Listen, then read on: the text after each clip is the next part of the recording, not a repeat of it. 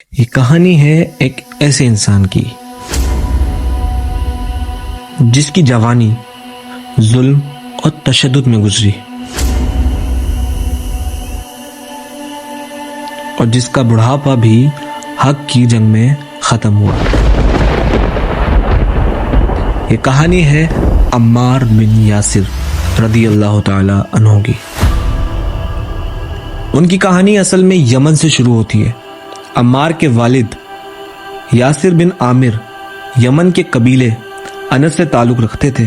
ایک دن ان کا بھائی گھر سے نکل گیا اور واپس نہ آیا۔ اپنے بھائی کو ڈھونڈنے کے لیے یاسر یمن سے سفر کرتے ہوئے مکہ پہنچ گئے۔ مکہ اس وقت عرب کا سب سے اہم شہر تھا، لیکن وہاں رہنے کے لیے کسی طاقتور قبیلے کی پناہ ضروری ہوتی تھی۔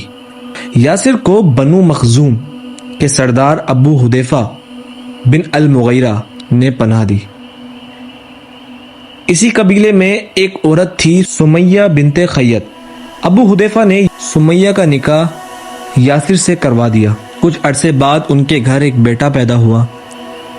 اس بچے کا نام رکھا گیا عمار۔ عمار کی پرورش مکہ میں ہوئی۔ ان کی ماں سمیہ ایک صبر اور ہمت والی عورت تھی۔ عمار نے بچپن سے اپنی ماں سے مضبوطی اور استقامت سیکھی۔ پھر وہ وقت آیا جس نے مکہ کی پوری تاریخ بدل دی۔ رسول اللہ صلی اللہ علیہ وسلم نے لوگوں کو اللہ کی طرف بلانا شروع کیا، توحید کا پیغام دیا، بتوں کی عبادت چھوڑ کر صرف ایک اللہ کی عبادت کی دعوت دی۔ عمار ان کے والد یاسر اور ان کی ماں سمیہ ان خوش نصیب لوگوں میں سے تھے جنہوں نے سب سے پہلے اسلام قبول کیا، لیکن مکہ کے مشرکوں کو یہ بات بالکل پسند نہیں آئی۔ جو لوگ کمزور تھے، جن کا کوئی طاقتور قبیلہ نہیں تھا، ان پر ظلم شروع ہو گیا۔ عمار کا خاندان بھی انہی میں سے تھا۔ انہیں مکہ کی تپتی ہوئی ریت پر گھسیٹا جاتا تھا، گرم دھوپ میں لٹا دیا جاتا تھا، ان کے جسم پر بھاری پتھر رکھے جاتے تھے۔ انہیں کہا جاتا کہ محمد کو چھوڑ دو صلی اللہ علیہ وسلم، لیکن یاسر کا گھرانہ اپنے ایمان پر قائم رہا۔ ایک دن رسول اللہ صلی اللہ علیہ وسلم ان کے پاس سے گزرے۔ انہوں نے یاسر کے گھرانے کو سخت عذاب میں دیکھا۔ تب نبی پاک صلی اللہ علیہ وسلم نے انہیں تسلی دیتے ہوئے فرمایا، صبر کرو اے آل یاسر، تمہارا وعدہ جنت ہے۔ لیکن مشرکوں کا ظلم رکنے والا نہیں تھا۔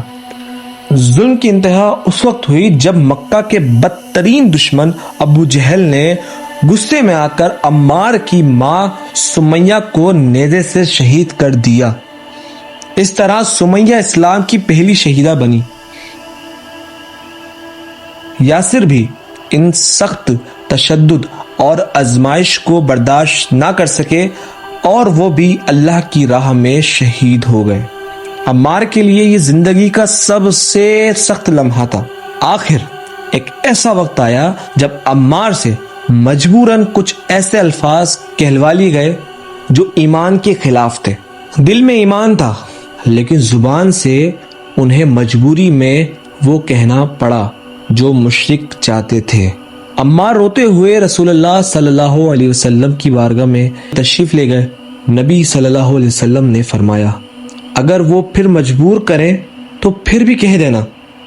اس واقعے کے بعد قرآن کی آیت نازل ہوئی جو بتاتی ہے کہ اگر کوئی مجبوری میں کفر کا لفظ کہہ دے لیکن اس کا دل ایمان پر قائم ہو تو اللہ اسے معاف فرما دیتا ہے۔ پھر وقت بدلا، مسلمانوں کو مدینہ ہجرت کا حکم دیا گیا۔ عمار بھی مدینہ چلے گئے۔ جب مسجد نبوی کی تعمیر ہو رہی تھی تو عمار سب سے زیادہ محنت کرنے والوں میں سے تھے۔ وہ 2 اینٹیں اٹھاتے تھے جبکہ باقی لوگ 1 اینٹیں اٹھاتے تھے۔ رسول اللہ صلی اللہ علیہ وسلم نے انہیں دیکھ کر فرمایا، عمار کو ایک باغی جماعت قتل کرے گی۔ اس وقت کسی کو سمجھ نہیں آیا کہ یہ بات کس طرف اشارہ کر رہی ہے۔ سال گزر گئے۔ رسول اللہ صلی اللہ علیہ وسلم کی ظاہری وفات کے بعد مسلم دنیا میں سیاسی اختلافات پیدا ہوئے۔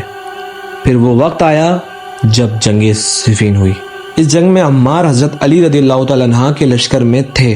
اس وقت عمار کی عمر قریباً 90 سال کی عمر کے قریب تھی، لیکن ان کا جذبہ ابھی بھی جوانوں جیسا تھا۔